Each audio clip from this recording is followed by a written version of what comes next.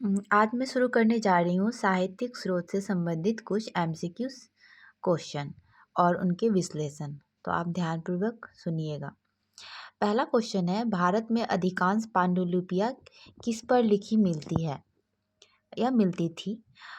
तो हमारा पहला ऑप्शन है भोजपत्रों, ताड़पत्रों, मेषचर्म एवं कष्टफलकों, या इनमें से कोई नहीं, एक से अधिक।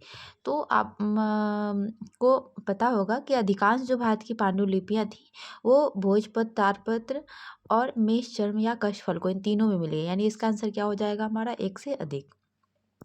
अगर इसके बारे में हम विश्लेषण करें तो हमें पता है कि प्राचीन भारतीयों को लिपि का ज्ञान जो हो गया था वो 2500 ईसा पूर्व हो चुका था। हमें जो प्राचीन इतिहासकार थे उन्हें 500 बीसी पूर्व ही क्या हो गया था, इन लिपियों के बारे में पता चल गया था।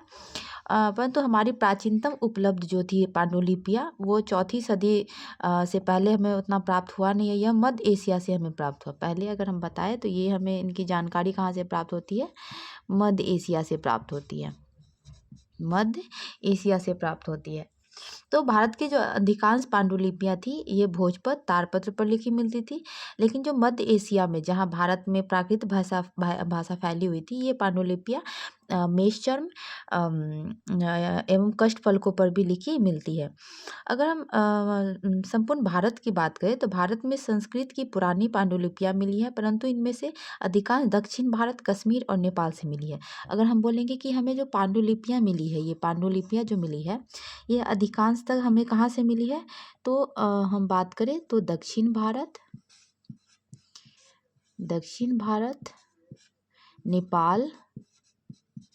नेपाल और कश्मीर यहाँ से हमें पांडुलिपियाँ प्राप्त हुई है। और हिंदू के जो धार्मिक साहित्य हैं, वेद, रामायण, महाभारत, पुराण, ये सभी भी इसमें सम्मिलित होते हैं। अगर हम बात करते हैं वेद के बारे में, कुछ जानकारियाँ हम आपको वेद के बारे में दें तो वेद के बारे में आप जानते हैं कि वेद कितने होते हैं? वेद होते हैं 4, ऋग्वेद, यजुर्वेद, सामवेद और अथर्ववेद। अगर हम ऋग्वेद की बात करते हैं, तो ऋग्वेद के जो उपवेद हैं वो क्या है? आयुर्वेद। क्या है वो? आयुर्वेद। और अगर इनके विवरण की बात करें तो आयुर्वेद यानी ऋग्वेद में से हमें अधिकांशतः जानकारी किसके बारे में मिलती है? चिकित्सा शास्त्र के बारे में। किसके बारे में मिलती है? इससे हमें ज़्यादातर किसके बारे में जानकारी प्राप्त होती है? चिकित्सा शास्त्र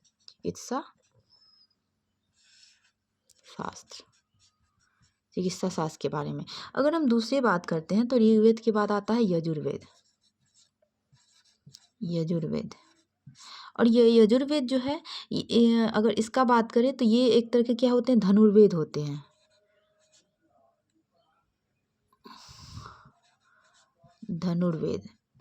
यानी यजुर्वेद में अधिकतर हमें किस चीज़ के बारे में जानकारी मिलती है? युद्ध कला के बारे में। युद्ध कला है ना। ऋग्वेद से हमें अधिकतर जानकारी किसे? चिकित्सा शास्त्र के बारे में जानकारी हमें ऋग्वेद से मिलती है। यजुर्वेद से धनुर्वेद यानी धन वाले जो युद्ध काल होते हैं, युद्ध कला, इसके बारे में जानकारी मिलती है। अगर हम बात करते हैं सामवेद तो सामवेद से हमें जानकारी जो है वो गंधर्ववेद का यानी कला संस्कृति है ना, कला संगीत, इन सभी के बारे में हमें जानकारियाँ जो है ये सामवेद से मिलती है। इसके बाद हम आते हैं चौथा अथर्ववेद में। अथर्ववेद की बात करें तो इसमें जो है ये जादू टोना, भवन निर्माण, ये सभी के बारे में, जादू टोना इसके बाद भवन निर्माण, ये सभी के बारे में हमें जानकारियाँ जो है अथर्ववेद से मिलती है।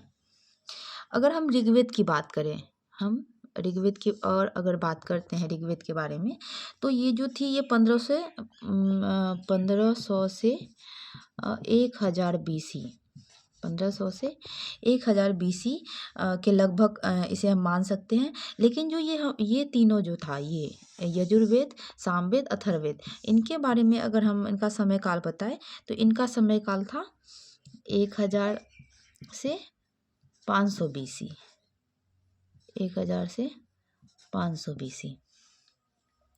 के लगभग माना जाता है।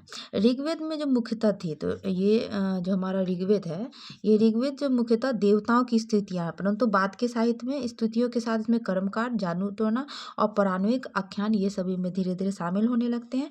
वैदिक मूल ग्रंथ का अर्थ अगर हम समझें तो इसमें वेदांग अर्थात वेद का अद्भुत शास्त्र की रचना भी की गई है।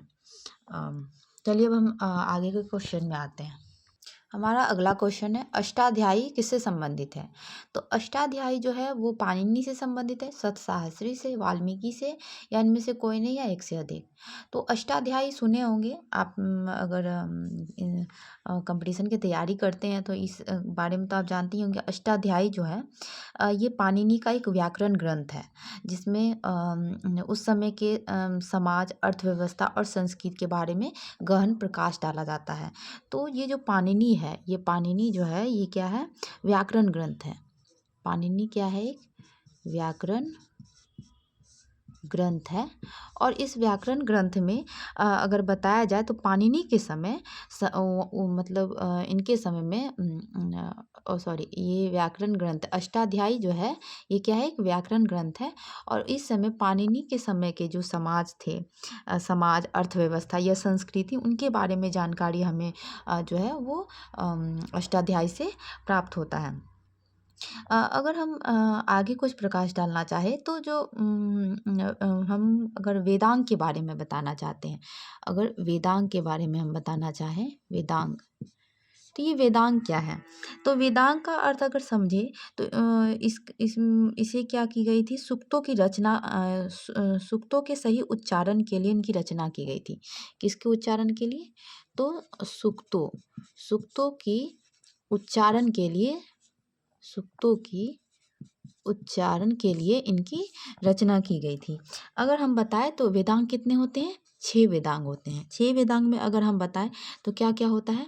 शिक्षा, कल्प, व्याकरण, शिक्षा, कल्प, व्याकरण, निरुक्त, निरुक्त, छंद, छंद और ज्योतिष, ज्योतिष। ये हमारे पास क्या है? 6 वेदांग है। अगर हम शिक्षा का बात करते हैं तो शिक्षा वैदिक शब्दों के शुद्ध आचरण हेतु इसका निर्माण किया गया था। मतलब वेदों के समय जो शुद्ध उच्चारण करना था, इसलिए शिक्षा का व्यवस्था की गई थी। कल्प का अगर हम बात करते हैं तो कल्प में क्या था? वैदिक कर्म कांडों को संपन्न किया गया था। इसका बात करें तो इसका काम था शुद्ध उच्चारण के लिए, शुद्ध उच्चारण के लिए। अगर कल्प की बात करें तो इसमें वैदिक कर्मकांडों को संपन्न कराने हेतु विधि व नियम दिए गए थे। इसमें क्या किए गए थे? कर्मकांडों के लिए, कर्मकांडों के विधि व नियम, विधि व नियम, इसके लिए कल्प का बनाया गया था। इसके बाद अगर हम व्याकरण का बात करें तो इसमें तो आपको पता ही है, इसमें हम लोग क्या सीखते हैं? व्याकरण, इनमें नाम, धातु की रचना या उपसर्ग प्रत्यय हेतु जो प्रयोग होते हैं उन्हें सीखते हैं, कि किसी भी नाम या धातु की रचना या उपसर्ग कैसे करना है। इसमें हम लोग रचना, उपसर्ग, ये सभी का यूज कैसे करते हैं। इसके बाद अगर हम आते हैं निरुक्त की बात में, तो निरुक्त क्या है? तो शब्द की उत्पत्ति हेतु ये नियम है। यह भाषा शास्त्र का प्रथम ग्रंथ माना जाता है। यास से निरुक्त की रचना की है। अगर हम बोले कि निरुक्त की रचना किसने की है, तो यास्क ने की है। यास्क ने निरुक्त की रचना की। क्या समझे आप? निरुक्त में शब्दों की उत्पत्ति के लिए इस नियम का उपयोग किया गया था। इसका क्यों किया गया था? शब्दों की उत्पत्ति के लिए, शब्दों की उत्पत्ति, है ना, के लिए इनका यूज किया गया था। इसके बाद बात होता है छंद का। छंद क्या है? तो वैदिक साहित्य में गायत्री, त्रिष्टुप, जगती, वृत्ति का प्रयोग किया जाता था छंद में। अब छंद का अगर हम बात करते हैं तो इसमें क्या था? तो गायत्री,